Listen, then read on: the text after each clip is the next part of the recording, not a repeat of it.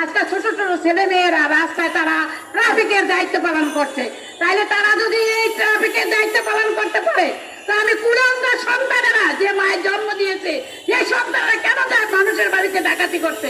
তারা লঞ্চ ঘাট দখল করতে যায়, তারা দোকানপাট ভাঙতে যায়, রাস্তাঘাট দখল করতে যায়। এগুলি আমাদের কাছে আসে, খবর বলে মানুষ মানুষের বাড়িতে চাঁদা চাইতে চায়। আমি জোর গলায় বলতে চাই, নারী সমাজের পক্ষ থেকে আহ্বান করতে চাই যে কেউ বাড়িতে যদি ডাকাত ঢুকে কুমায়া দিবেন। আমি 2টি দাও রেডি রাখছি, ওটা যদি যায় ইচ্ছা মতো কুমাবো, যাও হবে, কিন্তু ছাড়বেন না। কারণ ছাড়বেন না এই কারণে তাদের সাহস বাড়তে দেওয়া হবে না।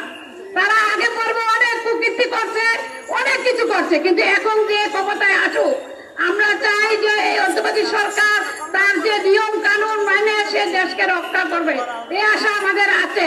এই আশা যেন পূরণ হয়, জনতার যেন কোনো কষ্ট না হয়, কোনো ভাইয়ের উপর যেন কোনো অত্যাচার না আসে, কোনো বোনের উপরে যেন কোনো অত্যাচার না আসে। যার ঘরে একটু বড় মেয়ে হিন্দু সম্প্রদায় তারা খুব আতঙ্কে আছে, আসলে কেমনে মেয়েটিকে রক্ষা করবো। আমি বলছি যে না, আমরা নারায়ণগঞ্জে আছি, আপনারা নির্দ্বিধায় ঘুমান, নির্দ্বিধায় বাড়িতে থাকেন, কোনো ভয় নেই। কোনো সমস্যা হলে আমাদেরকে ডাকবেন, আমরা আপনাদের পাশে আছি। আমরা সকলে মানুষ, আমরা মানুষের জন্য মানুষ, মানুষের জন্য আমরা সবকিছু করব। আজকে সমমনা যে আয়োজন করেছেন, আপনারা সকলে সমমনার এই ব্যানারে এসে আন্দোলনকে শক্তিশালী করুন। আমরা চাই না নারায়ণগঞ্জে এমন কোনো ঘটনা ঘটুক, যদি ঘটে আমরা এটা প্রতিবাদ করব, প্রতিরোধ করব। এই আহ্বান থেকে সকলকে অভিনন্দন জানিয়ে আমি আমার বক্তব্য শেষ করলাম। সকলকে ধন্যবাদ। বন্ধুরা,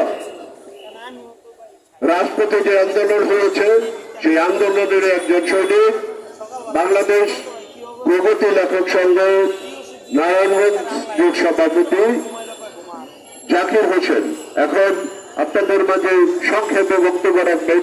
জাকির হোসেন।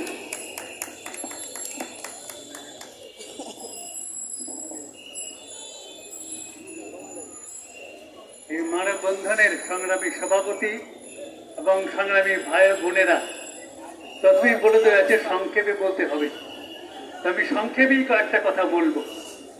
সংগ্রামী সাথী ও বন্ধুরা, একটা সরকারের, ফ্যাসিবাদী সরকারের পতন হয়েছে, কিন্তু সরকারের পতন হইলেই সঙ্গে সঙ্গে ফ্যাসিবাদের যে কাঠামো, এটা শেষ হয়ে যায় না।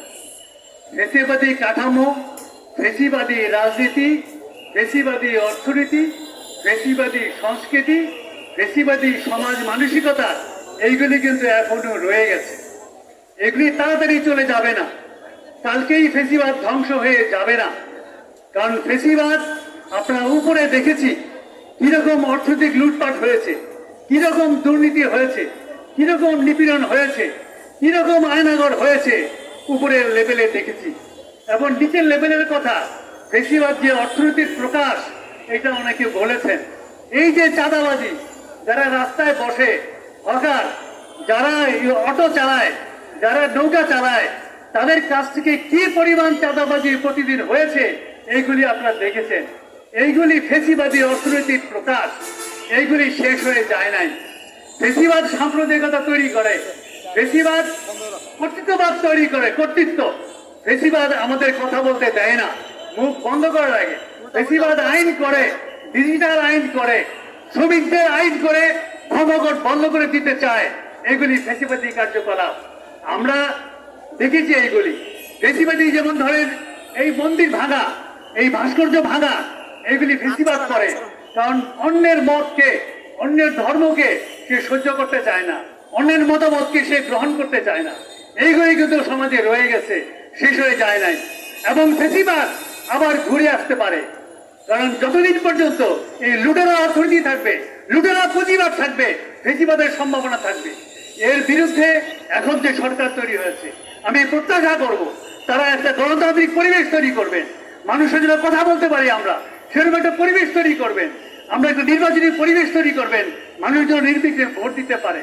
গত 3 বার আমরা ভোট দিতে পারি নাই। হাসিনা সরকার কিভাবে ভোট দিয়ে গেছে এগুলি আপনারা দেখেছেন, এগুলি বলার অপেক্ষা লাগে না। কিন্তু আমরা আমাদের গণতান্ত্রিক অধিকার প্রতিষ্ঠা করতে পারি নাই। আমরা গণতান্ত্রিক অধিকার চাই, একটা স্বস্তির, একটা সামাজিক শান্তির পরিবেশ চাই। আমরা দাঙ্গা চাই না, হত্যা চাই না, লুটপাট চাই না। এখন যারা লুটপাট করছে, যারা এইরকম ডাকাতি করছে, বুঝতে হবে এর পেছনে একটা কারণও আছে। তারা চায় আমাদের যে অর্জন, এই অভ্যুত্থানের মধ্য দিয়ে, ছাত্রদের অভ্যুত্থানের মধ্যে দিয়ে অর্জনটা হয়েছে, অর্জনটাকে নষ্ট করে ফেলতে, অর্জনটাকে ধ্বংস করে দিতে। আমরা আমাদের অর্জনকে ধ্বংস করতে পারি না, আমরা হতে দিতে পারি না। আমরা এই সরকারকে বলবো, আপনারা ইমিডিয়েট ব্যবস্থা করুন। এখনো পুলিশরা আসে নাই, পুলিশরা আপনার ব্যবস্থা করুন, এই শান্তি শৃঙ্খলাকে বজায় রাখুন। তো আমরা নাগরিকরা, আমরা ভালোভাবে রাস্তা দিয়ে হাঁটতে চাই, আমরা কথা বলতে চাই, মত প্রকাশ করতে চাই, আমরা দ্রব্যমূল্য নিয়ন্ত্রণ করতে চাই। যেই ব্যাপারটা হারাই দেখেছি আমরা, ছাত্ররা দ্রব্যমূল্য নিয়ন্ত্রণ করার ব্যাপারে তারা পথে নেমেছে, ওই বাজারে নেমেছে। আমরা দ্রব্যমূল্য সিন্ডিকেট করে দ্রব্যমূল্য বাড়ানো হয়েছে, ইচ্ছা মতো গ্যাসের দাম বাড়ানো হয়েছে, তেলের দাম বাড়ানো হয়েছে। আমরা এগুলি নিয়ন্ত্রণ করতে চাই। এই প্রত্যাশা নিয়ে আমরা, এবং এইগুলি না যদি না হয়, এই যে সরকার তৈরি হয়েছে তাদের কাছে আমাদের প্রত্যাশার কথা আমরা জানালাম। যদি তারা এটা ব্যর্থ হয় তাহলে অন্য কথা।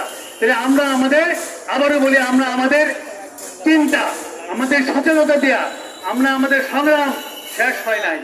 খালি সরকার পতন হয়েছে, কিন্তু সংগ্রামটা জারি আছে। আমরা এই সংগ্রামে থাকবো এবং আমরা আমাদের অধিকারগুলি আদায় করে তারপর আমরা পথ থেকে যাব। সবাইকে অভিনন্দন এবং ধন্যবাদ। রাজপথের প্রিয় বন্ধুরা, আজকের এই মানববন্ধনে সংহতি প্রকাশ করে বক্তব্য রাখবেন রাজপথের সৈনিক এবং সমাজ অনুশীলন কেন্দ্রের কেন্দ্রীয় নেতা এবং নারায়ণগঞ্জ জেলার পক্ষ থেকে রঘু অভিজিৎ রায়।